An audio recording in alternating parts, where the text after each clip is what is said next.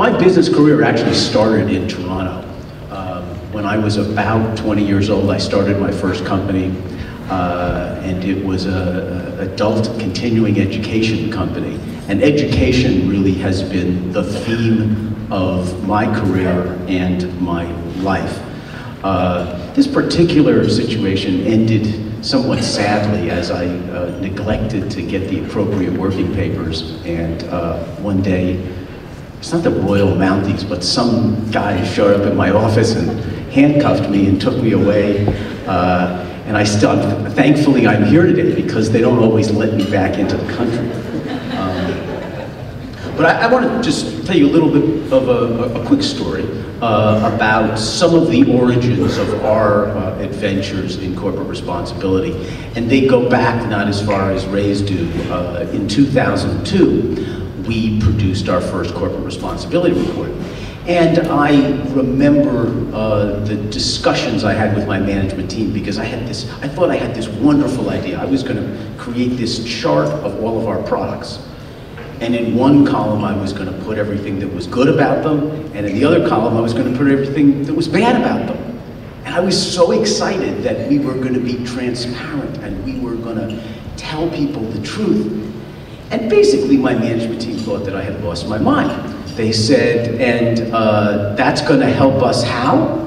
You know, the salespeople were certain that they would show up on a sales call and the buyer would have this chart listing everything that's wrong with our products, and that would be the end of the sales call. Well, that didn't happen. And it didn't happen because nobody at the time was willing to be that transparent. And no one was about to take us to task because they knew that the question they would be asked is, well, what's in your negative column? How do your negatives compare with 7th generation's negatives? So it does, though, require a somewhat fearless approach to dealing with some of the challenges that we face in the world of corporate responsibility. I want to just talk for a moment about our mission and something called our global imperatives. 7th generation's mission is to inspire a more conscious and sustainable world by being an authentic force for positive change. That is appropriate given the meaning of our name, because our name, 7th generation, comes from the Iroquois. In our every deliberation, we should consider the impact of our decisions in the next 7 generations. Both our mission and our name are aspirational. There are things that we will never, or maybe I should be more optimistic like Ray, there are things that we haven't yet figured out how to accomplish. We also have something called global imperatives of 7th generation, and those global imperatives are answers to a question we asked ourselves, which is, what does the world most need that we are uniquely able to provide? Now, that is not the question that most businesses ask themselves. And I think that part of the problem we face in the world is that the very purpose of many companies is not aligned with what the world needs, nor what will be sustainable over a long period of time.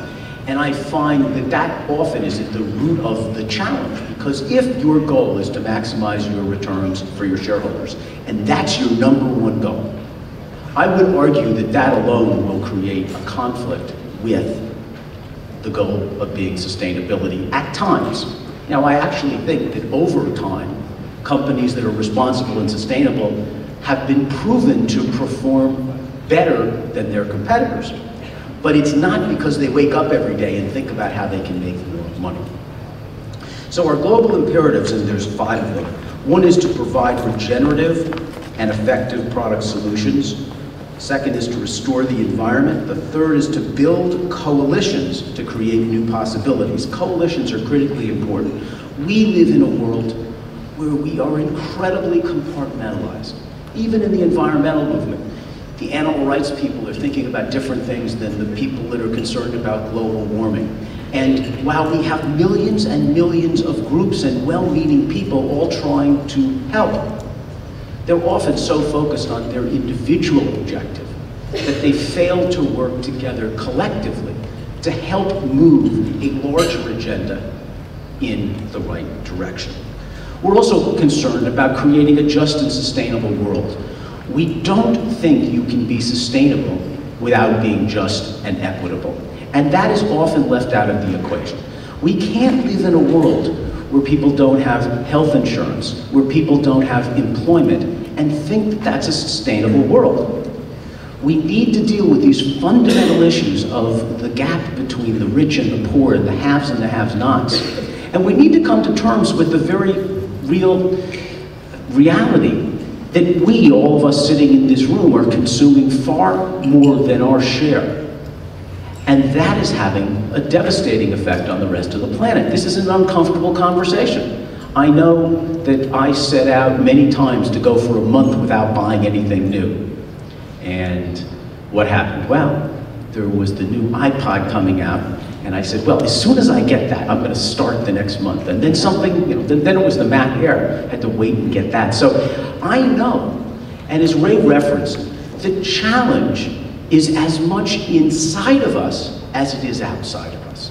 And while we look around the world and we think about all the changes that have to take place, we also have to remember, what role are we playing in the challenges that we're facing, and how do we need to change ourselves, our own lifestyles and our own habits, to help provide a more positive solution. So, on the question that we were asked to address, which is what kind of leadership will be required in the future to maximize the impact of corporate responsibility, I think about a few things. One is radical versus incremental change. We live in a world where we make lots and lots of incremental change. If you study what's happening with global warming, you'll come to the conclusion that incremental change will not get us where we need to go quick enough. And I think that, as you said earlier, we have this incredible crisis. Let's not put it to waste. Let's not be talking about getting back to normal. Let's be talking about the fundamental systemic changes that are required so that we can avoid other crises that are not far off. In order to make these changes, we absolutely must think of things from a systems perspective. People who are concerned about